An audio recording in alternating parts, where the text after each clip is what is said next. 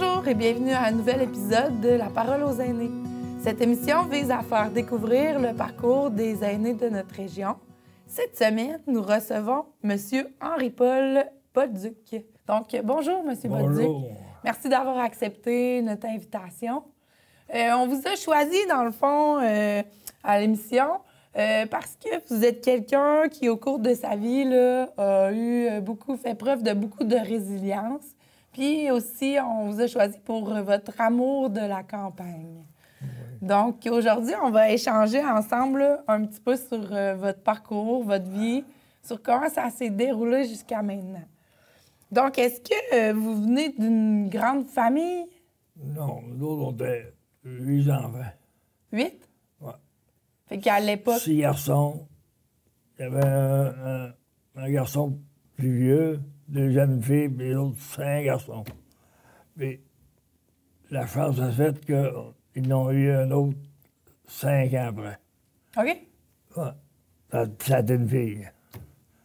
Elle est née le 1er d'avril. C'est un petit poisson. Puis vous, c'est quoi votre rang dans cette famille-là? Moi, c'est le 3e. Vous êtes le 3e? Puis ma mère, elle disait, il a fait assez chaud, puis le teint était mort. Puis, il a couché aux maisons, hein. Puis le teint mort, ça, c'est dole. Ça s'est passé de même.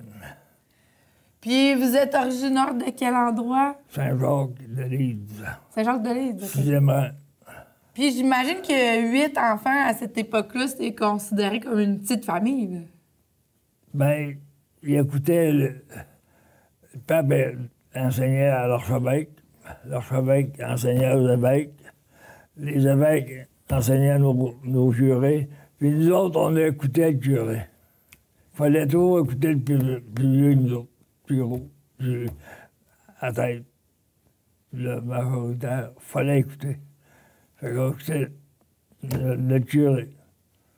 Puis là, le curé, il disait d'avoir des bébés, fait que le monde, il faisait plus d'enfants. Ben, à la confesse, tous les mois. Puis ça, vous avez trouvé ça dur, cette période-là, ou? Ben non, on en forgeait. À la confesse, tous les mois, on faisait la jupe pour ça confessionnel. C'était pas correct, ça. Mais le pape m'avait dit ça. Confession, une fois par mois. Puis là, comme vous habituez à Saint-Jacques-de-Lydres, j'imagine que vous étiez un peu plus à la campagne, vous étiez dans un rang? Dans un rang. Puis mon père, c'était travaillant. Puis la terre de Genoux a été fondée et écrite en 29. Puis les autres sont mariés en 30. Puis il disait aux autres cultivateurs, abonnez-vous à ça, c'est le seul journal agricole qu'il y a. Abonnez-vous donc à ça. Puis je l'ai encore, la terre de Genoux abonnée. Ça existe toujours, là? Oui, toutes les semaines, une fois par semaine. Puis ça se passait comment, la vie, avec vos frères et sœurs? Ben, moi, j'étais chanceux, je faisais rien. Vous faisiez rien? Comment ça? Ben, les autres étaient tous travaillants. L'automne attendait les lièvres, les collets. Clément, celui après moi, il allait voir s'il n'y avait pas des lièvres de prix pour les faire manger par les renards. Mais moi, je restais à la maison. Qu'est-ce que vous faisiez? On allait à l'école à 1 kilomètre, 1 000, à l'hôtel du Repos, là, des écoles de rang. Puis on allait à l'école à pied. À pied? Oui. Pour vous, aujourd'hui, c'est comme inconcevable qu'on laisse plus autant marcher les enfants, j'imagine. Bon, c'était que les polyvalents, les secondaires, ça se faisait dans les écoles, mais pas toutes les écoles, ils allaient au village. Puis après ça, il y a eu la polyvalente, c'est bâti en 61. Puis là, toutes les écoles de rang, il y a l'école au village, dans le primaire, puis secondaire, ça allait à toute forme, à polyvalente. Puis qu'est-ce que vous aviez, mettons, comme loisir? Qu'est-ce que vous faisiez pour vous désennuyer? On va puis au fer, puis un petit trou, là, puis on mettait ça, puis on voyait, je sais pas ce que c'était. On voit sur le terrain de l'école, puis chez nous, on ne voit pas souvent, mais c'était le jeu. Je ne sais pas comment ça s'appelait, mais un petit trou, puis lançait. Parce que vous, il n'y avait pas de télé, pas de radio, pas d'électricité là, quand Non. vous étiez petit. Non. Puis j'imagine que vos parents se sont mariés en 1930. C'était la crise économique à cette Ah, puis époque-là. c'était bon. L'automne, ils sont mariés au mois de juillet. Puis l'automne, il y avait un animal à vendre. Il était offert 12 $. 12 $ pour un animal. Un animal. Mon père, je lui demandais plus. Il dit, il faut le garder du foin. Mais la crise a pogné dans l'hiver. Il est venu pour le vendre, c'était 7 ou 9 piastres. Puis en plus, il l'avait nourri tout l'hiver. Ouais. Fait que finalement, il La aurait dû crise. le vendre. Mais la crise, ça a duré assez longtemps. Là. En 30, puis ça a pris 40, 50, ça remonte un peu. Puis moi, je dis que ça a remonté quand le sœur rentre au pouvoir en 62. Là, ça a remonté. Ça a doublé. En 90, c'était triplé. Fait que ça veut dire que toute votre enfance était un peu touchée par la crise. Il n'y avait pas de sous. Les sous étaient rares.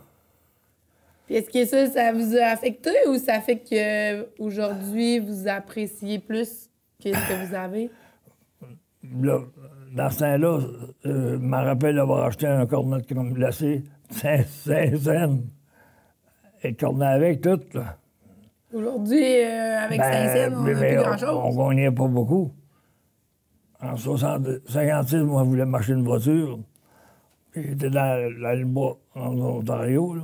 Puis à l'heure, à la journée, c'était 6 piastres par jour. OK. Fait que moi, j'ai pris un job pour avoir un peu plus. Dans mon hiver, j'avais gagné 2500. Quand même. Puis, achète un auto. Il y a un de mes gens qui était fou raide. Il dit, moi, je n'ai jamais acheté de choses neuves, mais je n'achèterai jamais. C'est gaspillé. Mais moi, c'était neuf. Puis là, vous l'aviez payé combien? 2500. Tout Yes. l'argent que vous avez gagné, vous avez mis dans votre Dans ça, mon gendre, il était fou raide. J'espère qu'elle était belle, au moins. C'était belle, j'ai pas pris la plus... il y avait 3 ordinaires, moyenne, puis la supérieure, j'ai pris dans le milieu. Bon. Puis je n'ai racheté un autre en 67.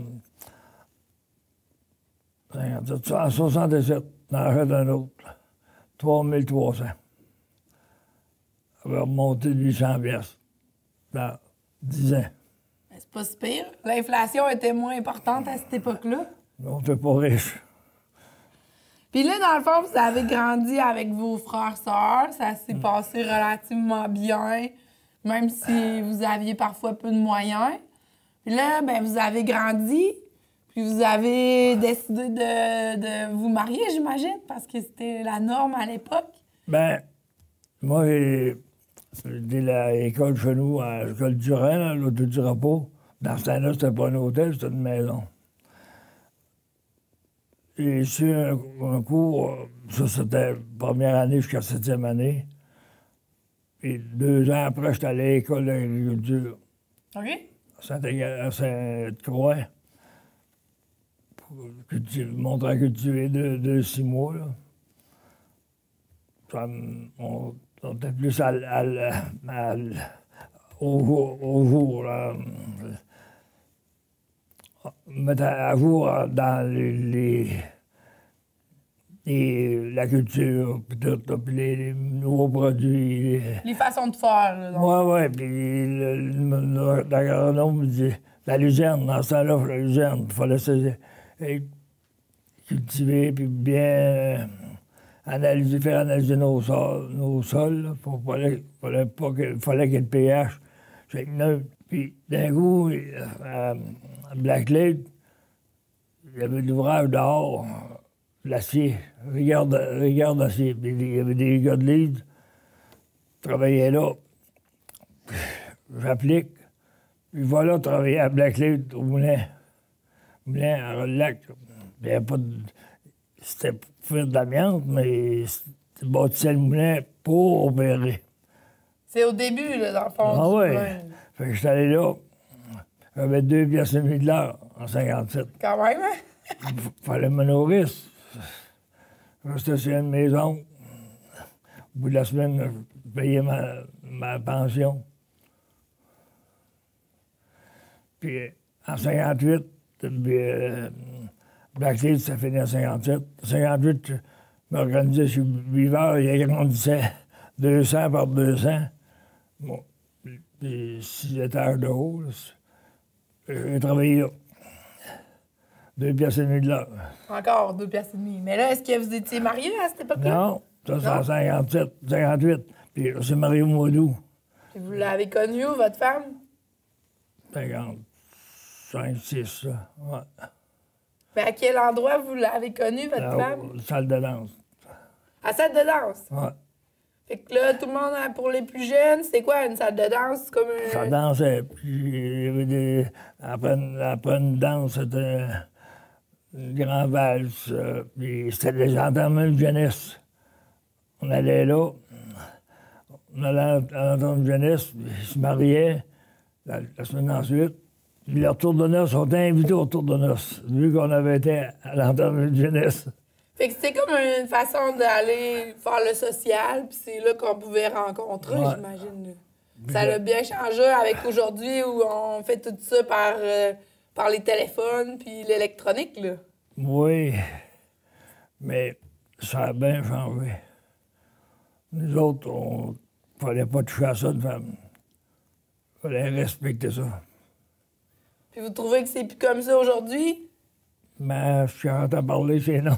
Puis la galanterie, c'est perdu. Moi, c'est d'une autre méthode différente. Dans ce temps-là, nous autres, c'était pas ça. Beaucoup. Enfin, oui. Fait que dans le fond, là, après ça, vous avez connu votre femme à danse, vous êtes mis à vous fréquenter, puis vous avez décidé de vous marier. Ouais. C'était pas le... C'était le samedi et le dimanche. La danse, OK? Là, non, les rencontres, là, aller chez eux, à la maison, chez eux. Ah, vous la voyez juste la fin de semaine. La semaine, pas d'affaires là. Jusqu'à votre mariage, ça a été comme ça? Ouais. Puis elle était maîtresse d'école. OK? Pour 4 ans. Une première année à Inverness. Deuxième année à Canars, 1000. Troisième année, chemin de Craig. La dernière année, c'était chez eux. Dans la rang 8, là. Puis là, dans le fond, là, vous travaillez dans l'acier, vous avez décidé de vous marier. Ben, je demande à Mariette, je sortais avec. J'ai dit que tu voudrais faire. Je voudrais que tu resterais plus à la maison. Puis, cultivateur, elle aimait ça, elle. Chez eux, c'était une belle ferme, une belle grande ferme, une Inverness. J'ai dit, on va m'acheter une ferme. Fait que là, vous avez décidé de vous acheter une terre. Une ferme, ouais. On va commencer avec 13 animaux et un cheval. OK? C'était pas gros, ma petite terre. J'avais du foin pour ça. C'est rien que pour ça. Mais j'imagine que c'est beaucoup de travail, là, parce que tout se faisait à main, là. Oui, labourer. Avec le cheval. Les 2 chevaux, labourer. Puis traire les vaches, c'est à main C'est à aussi. main. Mais j'avais acheté un séparateur en Nankin électrique. On s'est marié en 58, mais l'électricité est arrivée en 51. OK, c'était le début de l'électricité, fait qu'il n'y avait pas encore tous les équipements adaptés. Pas de treilleuse. Mon père en avait une qui avait acheté à Blacklead. Sa terre, la mine de Blacklead, l'avait acheté sa ferme. J'ai acheté les treilleuses dans Blacklead. Pour moi, il n'y avait pas d'électricité, c'était avant 51. C'était un moteur à gaz. Comparé les prix d'aujourd'hui, vous aviez eu un bon prix pour votre terre, là, vous m'avez compté ça. Moi, j'ai payé une terre, un corps de terre en 65, voisin de la mienne, 30 arpents. Le commerçant avait vendu, en par la rivière, là, le haut, il avait vendu ça, le haut, il restait de la rivière, aller au 6e rang, 30 arpents. Il n'y avait pas d'autre culture, c'était du bois. 500 pièces cash ou 600 pièces par paiement pour 30 arpents de terrain. Fait les eu pour 500. Puis il cash. Puis il arrive sur le notaire. Il dit, il faut payer cash. Ah, tu m'avais dit que tu payais par paiement. 600. Puis il est obligé de donner 600 pièces. Cash? Par paiement? Puis l'année d'ensuite, le cours-vendeur commerçant, la ferme à Longueur. Là-haut, en par la rivière, c'est le deuxième voisin à droite qui achète ça. Il restait 35 arpents de la rivière, aller au 6e rang. Le commerçant demandait 4000 pièces. Ça avait quand même monté beaucoup, là, les prix. Puis moi, j'ai dit, je te donne 2000.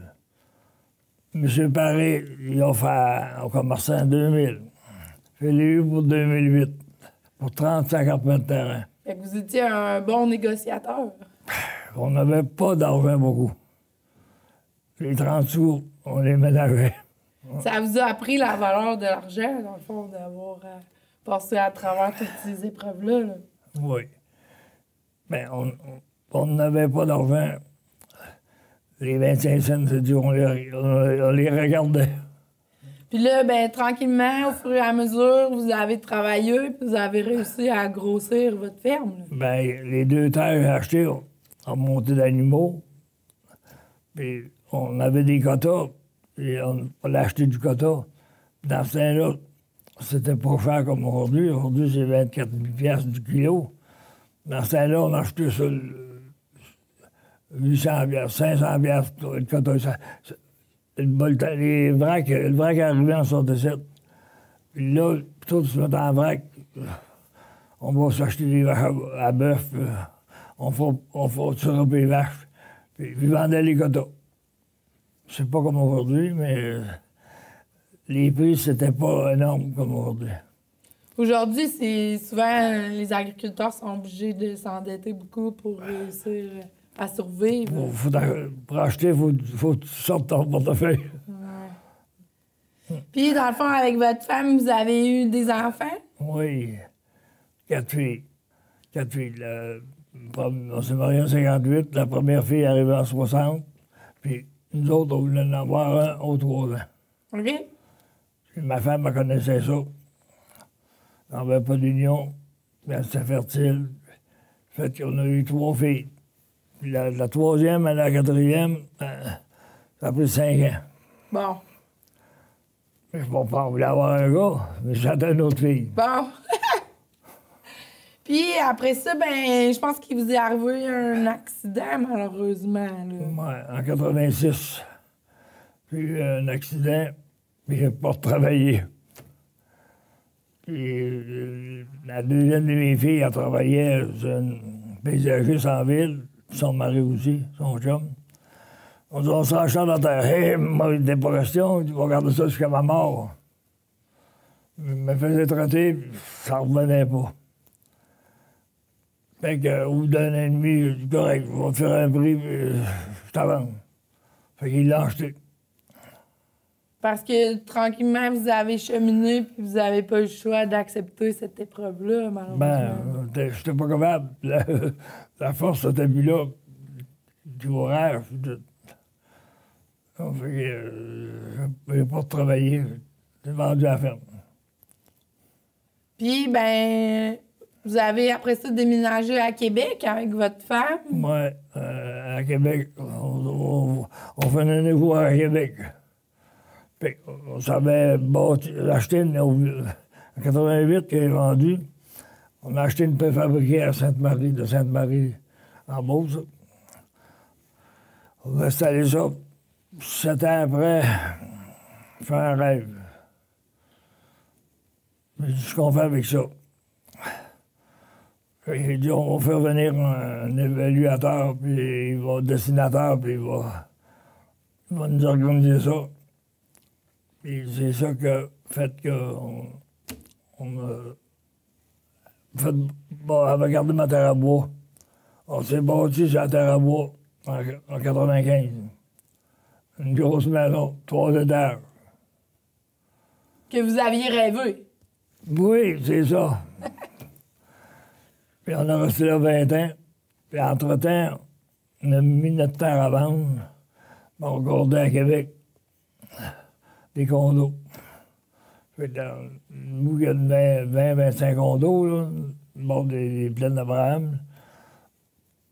On avait à vendre, puis on l'a acheté. On l'a rénové. On a resté là 5 ans. Puis là, ma femme est décédée d'un ACV. Dans 1 heure. C'est fini.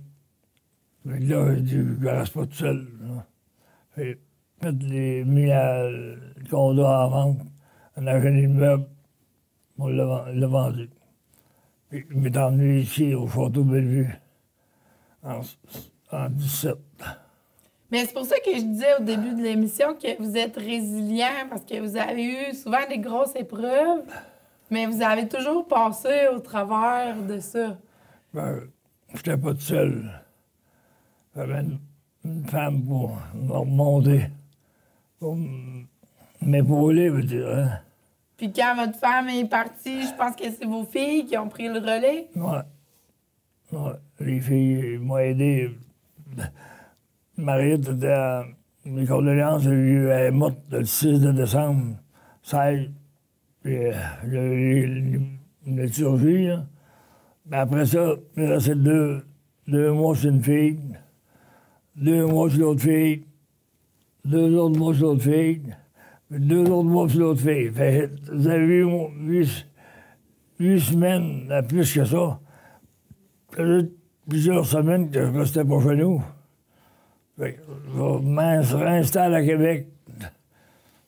Julie a dit, moi, je couche le divin, surtout.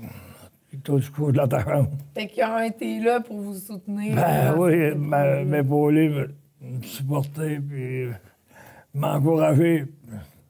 Puis ça serait quoi le message que vous pourriez livrer de toutes vos expériences? Je pensais d'être seul, mais on n'est pas tout seul. Les filles encore là, ils m'épaulent, puis ils m'accotent, puis tu m'as quoi, ils me supportent encore. Vous m'aviez dit qu'un message important, c'était d'admirer nos parents. Moi, c'est ça. Parce que quand nos parents ont commencé, ils l'ont trouvé dur, mais ils ont supporté, puis ils n'ont pas banni d'arrêter. On s'installe, on gruge.